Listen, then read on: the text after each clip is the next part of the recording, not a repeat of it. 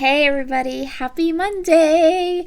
I am back today with a couple of pages in my 6x8 Ancestry album. These pages also have a coordinating blog post over at a cherry on top. So if you would like to read more about my process or get a closer look at all the photos, you can go ahead and check the blog post out over there. I'm going to be working with my Spice 6x8 paper pad. I'm taking some of these patterns that have a more printed design. So some of the patterns in this paper pad have like tone on tone kind of floral repeating type of patterns, and I've used those to create a couple of layouts. And then there are some other patterns in the paper pad that have more of a printed design on them. And so I thought I would use some of those printed designs to create pocket cards for my Ancestry album. So as I go ahead and kind of work through the different elements of this layout, we will talk about these pages, what they are about. I mean, they're gravestones, but who they are, those kinds of things. I have, I'm going to start with the photos. So these are the gravestones of my third great grandparents. So that would be my great grandparents. These are my paternal great grandparents. So they're on my dad's side. I do not have as many photographs or stories or information about my dad's side as I do about my mom's side. So I'm kind of just working with what I can pull together of my family tree when I'm working on that side of my family. So these gravestones were super interesting to me when I was going through and filling in and looking at information on my family tree, because there were photos. The photos were on Find a Grave. I didn't take these photos. That's not true. I have been to this cemetery, because like almost all of my dad's side of the family, so my dad's my grandfather's side of the family is buried in the same grave, the same cemetery. But these two gravestones are interesting to me. Of course, I have no photos, but what I do have is the fact that they were buried side by side, even though they died 16 years apart, and their gravestones are designed almost identical and side by side. So I thought that that was really kind of interesting, and that I wanted to talk about that. And also, public records wise, I have a lot of information about both of these people, more so than I have for some other of my ancestors. So I went ahead and just grabbed these photos off of the internet and decided that that's what I have, so that's what I'm going to scrapbook. I will be stamping everything using Merlot ink. I'm using primarily two different stamps from my stash, two fonts. So one of them is from American Crafts, and that stamp set is available and in the shop. The other one I'm going to be using is a notebook, a number stamp from my stash. I'm also going to be using this stamp set from Wild Whisper. This is a ledger stamp set, and it is also, I think, still available in the shop. Any available products over at a cherry on top will be linked in the description box below. But I love this ledger stamp set. It has it has an alphabet, it has really cute words, and it has this whole big ledger stamp that I can use to create some journaling on my journaling spots, and I have things to write. So that will definitely be happening. I'm also inking everything with Vintage Photo Distress Oxide ink. So for embellishments, a lot of the embellishments that I'm using are part of my How to Kill a Kit with Style for the month of November. That kit, I have been working through it and doing a ton of pages with it, which makes me so super happy. I really like how this kit turned out. You can find, if you go back to the beginning of November and you're interested, you can find all of the details about that kit. And then if you just look through this month's videos and it'll say like H2KAWS November kit, that it'll be this one, and this kit was based primarily on 49th and Market's Spice collection. And I have at least one more, maybe two more videos before the end of the month to share with you. So as I put these cards together, I'm not using any kind of special technique or anything like that, but I did want to take some time during this video for those of you that are following along on this project, because you are looking for some ancestry tips or tricks, not just in documenting, but maybe in kind of starting your own ancestry journey. I thought that I would kind of give you some insight into how that is going. So I have a membership to Ancestry.com. Now, admittedly, a membership to Ancestry.com is not super cheap, but I would still recommend them if you're just getting started, because I needed a place to start, right? That was kind of like that was where I was. I needed a place to start. And I had been talking about doing it for ages. So my husband bought me the membership for a year, and now I've gone ahead and re-upped that membership. So something interesting happened when I got to this part of my ancestry. So these are my third great-grandparents. So we're talking about people, my great-great-great-grandfather was born in 1816. And then my great-great-great-grandmother was born in 1824. And initially, as I was working on this part of my family tree, I had gotten to my great-great-great-grandmother, and it was like my family tree just stopped. Now, there are other parts of my family tree that do that, and I have not figured out the mystery of why that is for every part of it. But the reason that this one kind of stopped was because for whatever reason, when they did her death certificate and all of those things, so my and all of that, they had never put her maiden name in anywhere.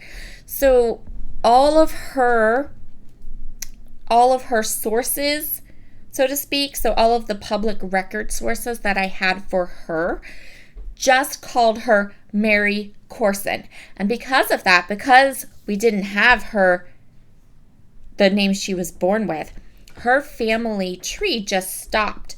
So while I was doing all of kind of like the research and pulling sources together and everything for her part of the family tree, at some point I kind of figured out that was what was going on. So I actually had to go back and find her maiden name, the name that she was born with. And it was so funny because I took that name and I just put it into my family tree, and it was like the whole side of her family tree just bloomed. So if you are ever on Ancestry.com, if you're ever putting your family trees together, when it comes to the female lines, always make sure that you have the names that they were born with. And I know that seems so duh, right? I mean, I know that, now that I say it, it sounds like something you should just know to do. But for whatever reason, because I was dealing with all of these old sources, the name that she was born with had just been kind of lost. It wasn't on, it wasn't on her death certificate. It wasn't on, and I know that it should have been. So I don't know what was going on there. But anyway, if she died in 1901, then yeah. But I don't know. But for whatever reason, I had to do a little bit of above and beyond kind of look for it. research to get the name that she was born with. And once I had that name and I just typed it in, a whole bunch more sources popped up, which was really interesting to me. So one of the things that I made sure I did while I was putting these cards together was I did stamp her full name on the card. So you can see there, I didn't just put Mary Corson. I put her, the name that she was born with on there too. Again, and I mostly because I feel like this is a paper physical version of what I have discovered on my phone. And I don't want her maiden name to get lost again. So I went ahead and put it right there in my Ancestry book.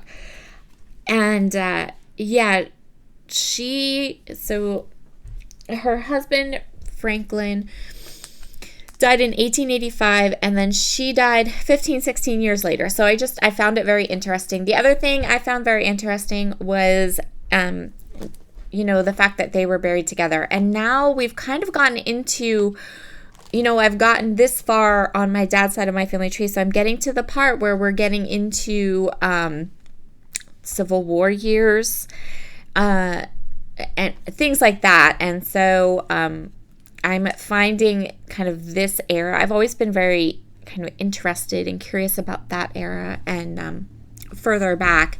So I'm really kind of enjoying looking through all of these types of documents and information. And I'm curious about what other things that I might find as I continue to dig through.